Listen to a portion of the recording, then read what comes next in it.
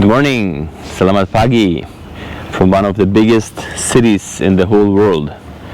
I'm here in the fisherman's port, fishing port on the Java Sea, and behind me is a city that never sleeps. This here is Jakarta. That's, together with all the satellite cities around here, it's one of the biggest urban agglomerations in the whole world, just after Tokyo. People say Tokyo is the biggest city, but by itself it's the same as Jakarta. It's only about 10 million people, but with the surrounding areas there's around 35 to 37 million people live here. It's almost the same like Tokyo, so compared, it's the second biggest city in the world. It's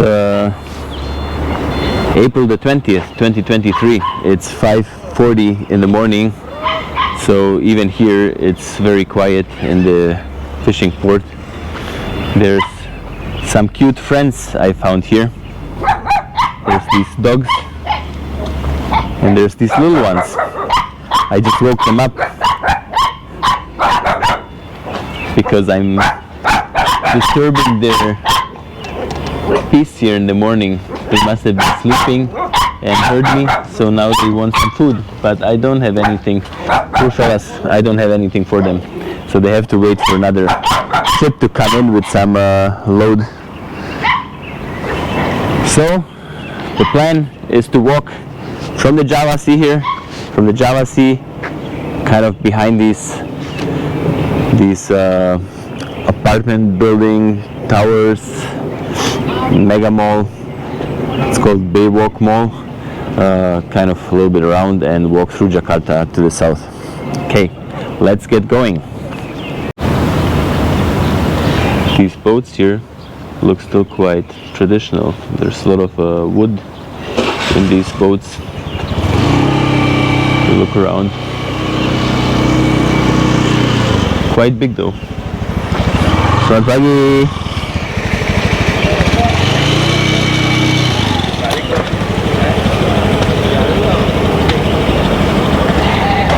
Well, too bad I don't have a drone, because it's crazy how these ships are kind of parked next to each other. It's like an endless chaos of ships in this harbor. I don't know how they managed to get out. What's the, how they organize? Like, if you want to get out here with the first boat, how do you get out here? They have to move like 100 boats just so one can come out. I don't know. These are some dry docks here next to the port. Inside the harbor, there's again a whole mess of boats. I don't know if they're all waiting to be repaired, like this one, like new coating, protection, but just like the chaos, how you get a ship inside and outside is just I don't understand how they organize their stuff here. Yesterday I said you don't see straying dogs around in Jakarta, but I guess I was wrong. Here in the fishing port there's quite a bit of dogs. You can hear them even barking around. I just passed by one. There's another one waiting down the road, kind of already ready to see what's going on, but running away. And obviously rats.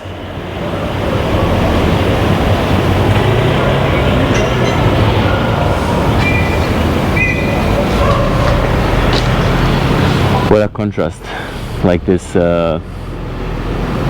huge complex of these buildings, quite modern, and then you have like these tiny little houses, the fishing port.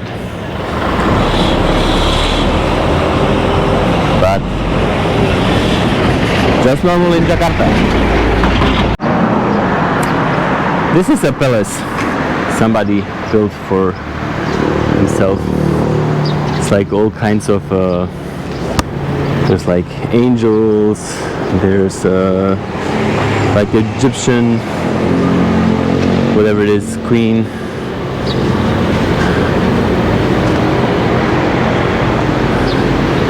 Very decorated. It's literally a palace. When you have a house like this, you obviously need like 10 people to take care of it, cleaning, having housemaids, and because the size of this place is just crazy. Here we are in a nice neighborhood here in North Jakarta with a nice park, people walking around here, and then just across there's this inland harbor. So I don't know if you can see across where these high-rise buildings are, but then kind of like all along the harbor on that side is one of the poorest neighborhoods here in Jakarta. It's like a slum for the really poor. I'm not gonna go there because it's kind of out of my way today. I want to continue south, but I'm gonna get there and show you the situation in another video. Oh my god, I just had this situation here. I'm just walking from the beach to like towards the center, and I'm in like this residential neighborhood, kind of walking along, and all of a sudden I feel I have to run to the toilet. My food last night was way too spicy, and then where do you go? Like, you gotta be in like within a couple of minutes, you gotta find a toilet. And luckily today, like, we have Google, there's Indomart here in Jakarta. You find Indomart in every neighborhood, so take your phone, Google where's the next Indomart, and just run to this place. So I made it to the toilet, got myself a coffee, some water. Indomart, I love you. But this is what happened. I went to the toilet, I had to run so quickly, had my phone still in my hands looking at the map, and I left it here. Now I got out, sat down, had a sip of water and coffee, and I just realized I left my phone. So luckily nobody was in the toilet meanwhile, so my phone is still here.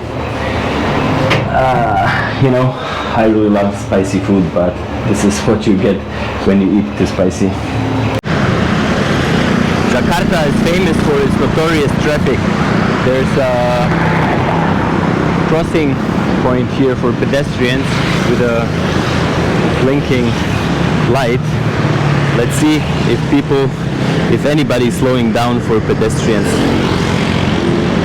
But it's not something Jakartans like to do. They just speed up and you kind of have to start going. They will slow down, but nobody's gonna, or they will not even slow down, they just kind of drive to the left or right and just kind of pass by you. Now the traffic is not as heavy anymore, but when it's heavy traffic and many bikes, you have to choose the right point when to cross.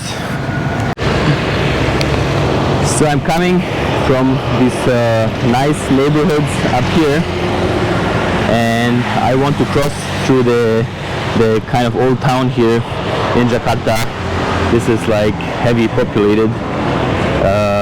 It's not a place really where you maybe want to go or be here.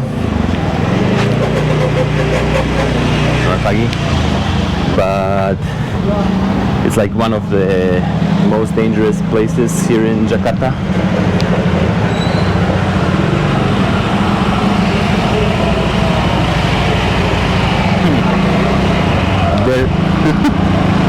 Very narrow, a lot of traffic.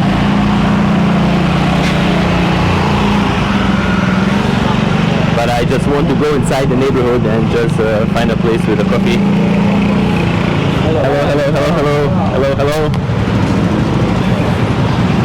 pagi, selamat pagi. Okay, let's make some way for the people to go.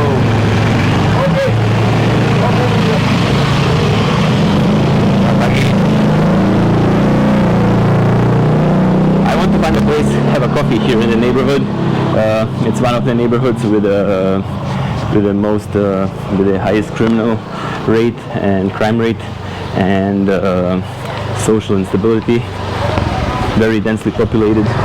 Like the roads are tiny, but so far everything I experienced here in Indonesia, like as long as you're friendly, smiling, people tend to smile back and say hello and selamat pagi. So I'm just gonna cross through here instead of going around on the main roads. So this is one of the main roads here through the neighborhood. I'm not even sure, there is no name on Google Maps for this neighborhood. Selamat pagi. So I don't know what's the name. Selamat pagi. So I kind of just want to just kind of zigzag through here, through the neighborhood, get a little bit sense of this main road, get a little bit sense of the side roads, and then see. Assalamualaikum. So just go see for myself. And you know, people just want to, mainly they go about their daily business and just want to have some food on the table, be with their families, and it's not like just somebody gonna jump on me here out of the side alleys and just rob me right away. I don't think so. This is how narrow the alleyways between the houses are. Selamat pagi. Selamat pagi. So this is like a road through here, but there's no sunlight. Morning, morning.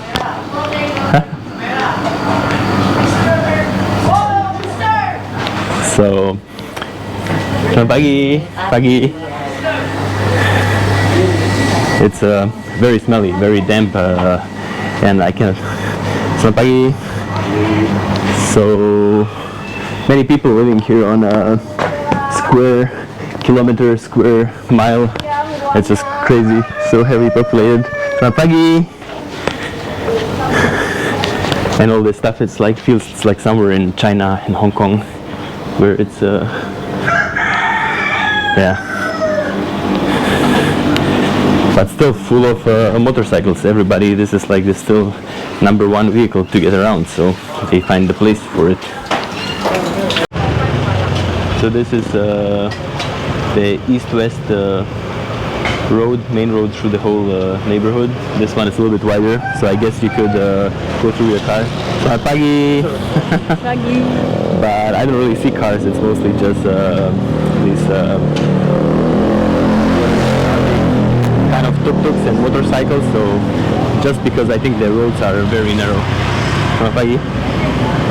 Oh, market, chickens. Selamat pagi. Selamat pagi. Morning, sir. Morning, morning.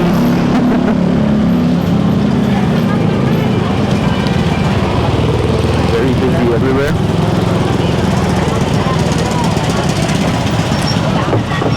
Well, that's the chickens. Selamat pagi. And there's the night. So it's not gonna be a good end for them today, I think. How are you? Apa kabar? Baik? Baik? Terima kasih. Bye bye. So I found myself a coffee. I don't want to sit really in the market area there, just because it's too heavy. Hello, hello. Too crowded, too many people, and I'm kind of a little bit too much attention.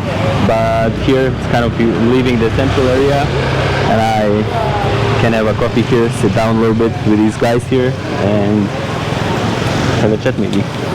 Well, I took my coffee away. There's a little bench down here.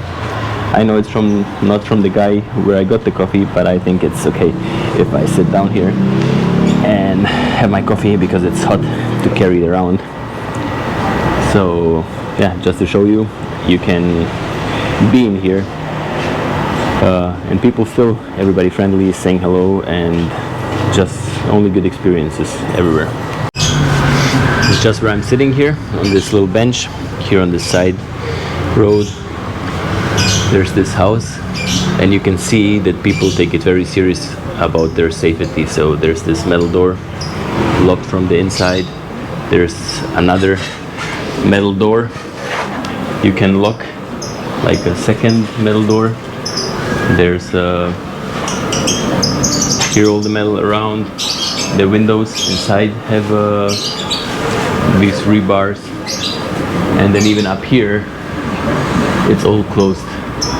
So if you're a cat, you can get inside, but there's no place for any humans to sneak through here and try to steal something here. So must be a lot of crime around here. But this all might be at night, I'm not quite sure, but people take it serious. So you think I'm fine here, drinking my coffee and sitting here? I found this, make video for YouTube. I found this two cute guys. They were actually fighting here on the street, and I told them not to fight. They're friends, they should not be fighting. And just because I was talking English to them, they all started laughing, and now they're best friends again. Best friends? Yeah. Best friends, right? Bukan best friend, Pak. Namanya teman. Right? Yeah, you have to be nice to each other. No fighting. No fighting. So when you live in Jakarta, in all these neighborhoods, especially here in the northern part where the water is just stagnant and not even flowing anywhere, it's just sitting here, and Jakarta is prone to floods when it's raining too much. The water level rises, and then it could be all flooded around here. So the water is not going anywhere, it's just sitting here, and then that's like all the wastewater, the rain washing like down from the roads, and the sewer. Then you have the garbage, like people have garbage in their own yards, and then this year I don't know when it's going to be collected, or is it going to be collected at all. So the water just rains through and washes out all the bad smell and everything, so it basically lands up here. And you even have a dead rat inside here. Like even the rats sometimes cannot make it, and they don't look good. I see many of them. So here, this sewer pipe, I can see a lot of dirt, so it's like a rat nest basically. And so these are the sanitary conditions in this neighborhood. So I can give you an idea, like this smell is so intense. I don't know, many of you might even know durian fruit, which is kind of very smelly. Jakarta is called, like as New York is called the Big Apple, Jakarta is called the Big Durian, because the durian fruit is not something people can, just the smell of it is so intense that you often can't take it. So in many buses or like public transports, like you should not transport the durian because it's like the smell is so intense. And this is how Jakarta basically smells when you're walking through these neighborhoods. It's this intense mix of like just waste, like rotten, I don't know, whatever, cabbage, potatoes, like a really bad rotten smell. And then all the heat just makes it more intense. It's not like it's sitting in the cold and just kind of like sits there for itself. It's just like all the heat makes like this water evaporate up here, and you get the smell like right into your nose. And it's you can imagine what it is like. We are in North Jakarta, where the highway, North Highway, crosses east to west, so the ring highway, and there's the rail line, the rail bridge, which is basically even open up here. So you see how the rail line looks like. So you can imagine how loud it is when the train comes through here.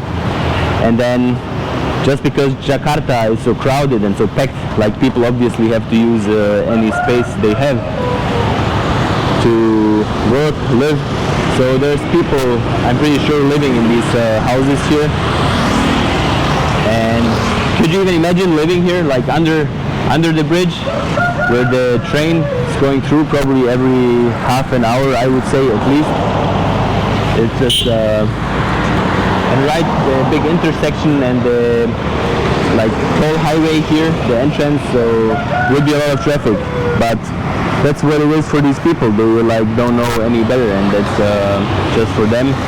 It's yeah, I could not do it because this is like not the conditions you want to live in. Like there's better places. I'd rather live in a small village somewhere out, I don't know, on a volcano here in Indonesia. But some people come to the city looking for opportunities, and this is where you end up, because Jakarta is the capital city of Indonesia, very expensive city, and then when you come with nothing, you end up basically being like, yeah, no access to nothing.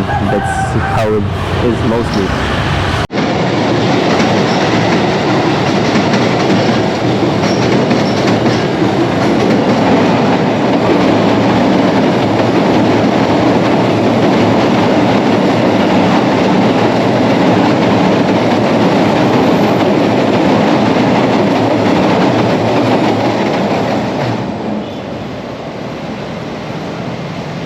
So crazy. There's literally like dust, little I don't know, like paint falling off this bridge on me when the train was passing through.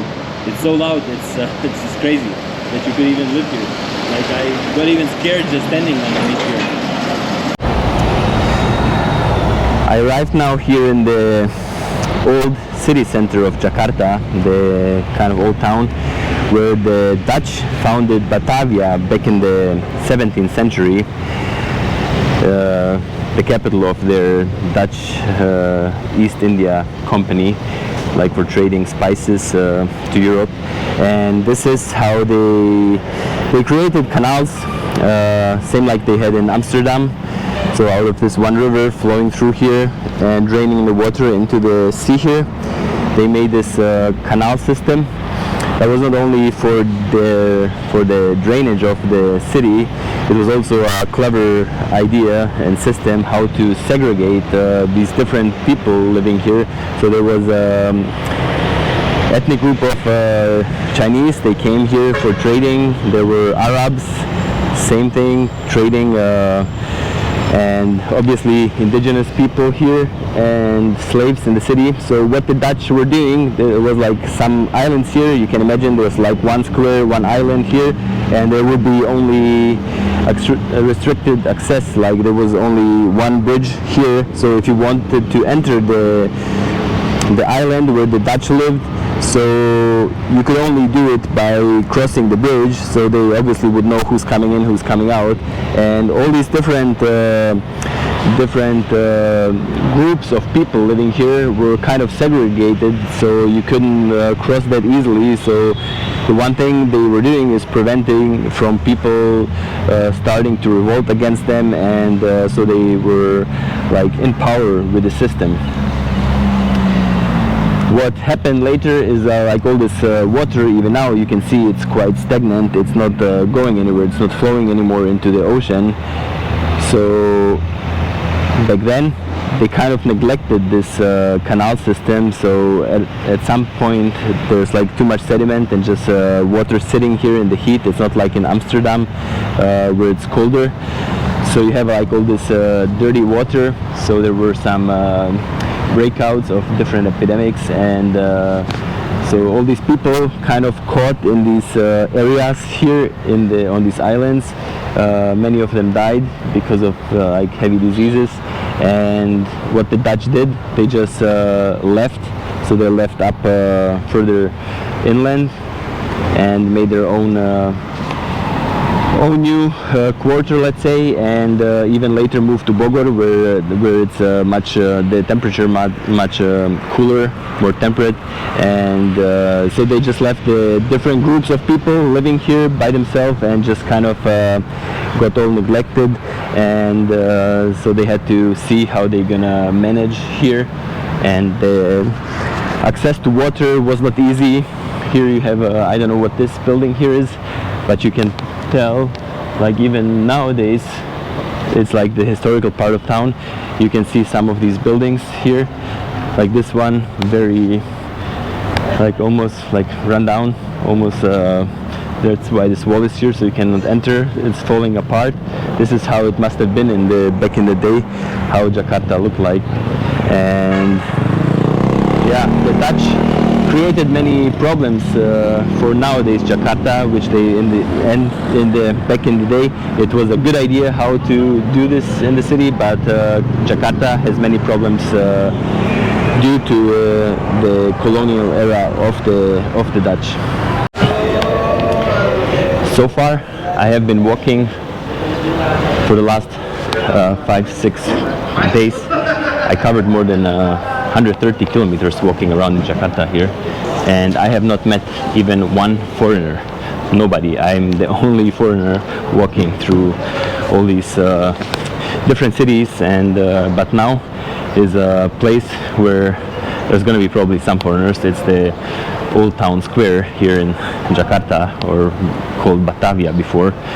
So I think when you come to these kind of places, you gotta be a little bit careful, because these people like trying to pickpocket you, or scammers, and they might operate in these areas, more beggars, because this is where the tourists come. So I find these kind of places are more dangerous, or things could happen more easily than in these poor areas, just because people are not even prepared to see a foreigner.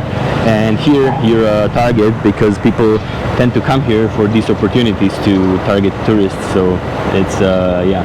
Now today here there's a Cafe Batavia. This is how the capital used to be called before.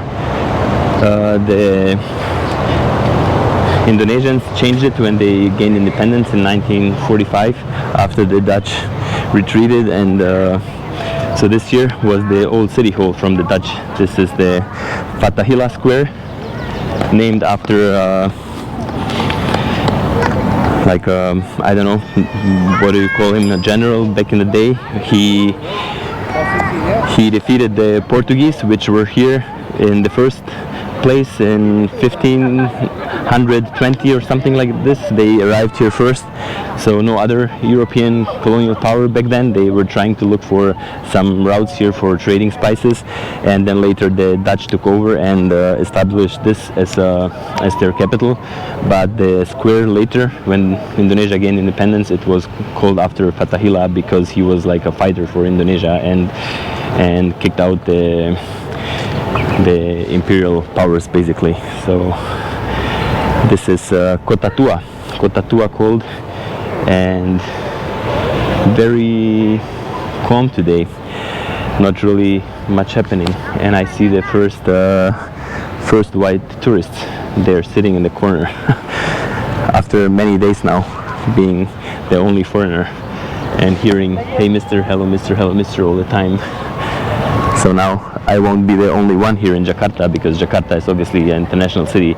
Here they used to see many foreigners in the central part of Jakarta, not as much as like the places where I was up here back an hour ago in this poor neighborhoods, but here definitely more tourists and people are used to seeing white people.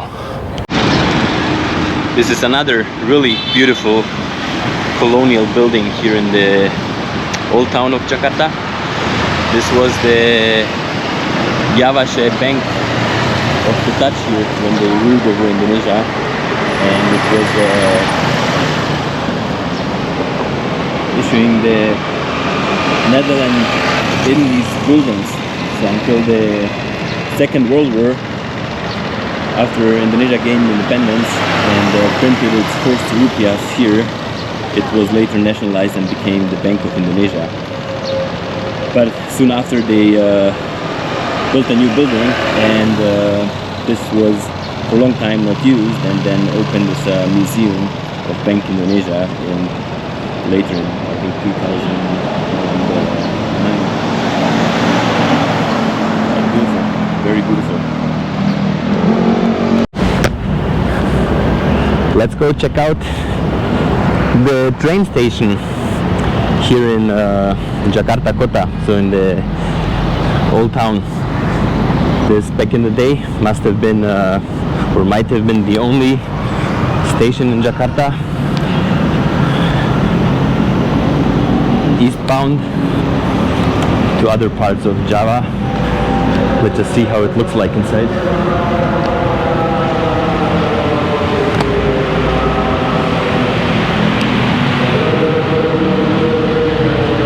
Well, not as special as I hoped it would be, like in some colonial style. It's more like a little bit modern looking, but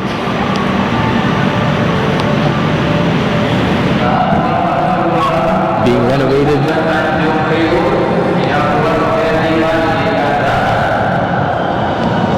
So from here, I don't even know if you can go to all the other cities in Indonesia, or if it's just like now a city railway station, because I know if you want to go to other cities in Java, you mostly take a Gambir station in Jakarta, which we're gonna pass by later. But actually it's a big station here. Hello, hello.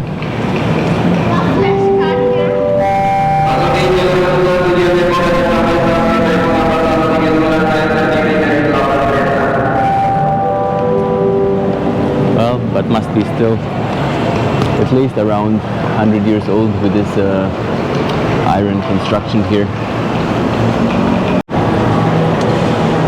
I'm just looking at the map here of the transit system of the railway here in Jakarta, and the prices, like I know some of these places are quite far out, like Rangkas Bitung, and it's where is it? So 9,000 rupiah to go there. I think it's even more than 50 kilometers, so that's whatever, not even $1 or 70 euro cent. That's crazy. Like taking the train is very, very cheap. So in Indonesia, your job could be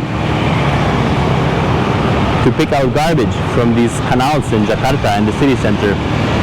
You see they have this floating device here. This lady pushing everything, pushing it this way, and this nice old man fishing out everything, and he has these kind of two rafts for different baskets for, I guess, different material, and putting everything in garbage bags.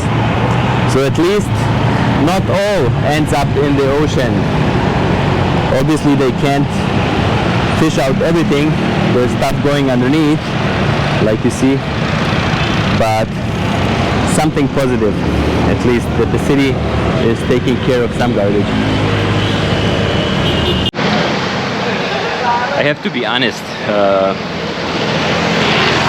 first time I was in Indonesia, it's 2013. It was 2013, so it's 10 years ago. So I remember flying to Medan initially, first Medan, and then I flew to Jakarta, and I wasn't as much worried in Medan. Later in Padang I got my camera stolen, but I was scared, like being a foreigner going through these big cities in Indonesia. And then Jakarta was a whole other thing, especially after getting my camera stolen. And before you travel to like these big cities, you kind of get some information on the internet, and then there's all these warnings: watch out at the airport, the guys waiting at the conveyor belt getting your luggage, and basically trying to extort money from you for your luggage, and all these different things that I was running, literally I was running from the plane to get my luggage so nobody can touch it. I came to Jakarta. I was sleeping here in almost at the Merdeka Square at Monas, the Independence Square, And I remember I was so worried about everybody on the street, like that they're gonna try to rob me.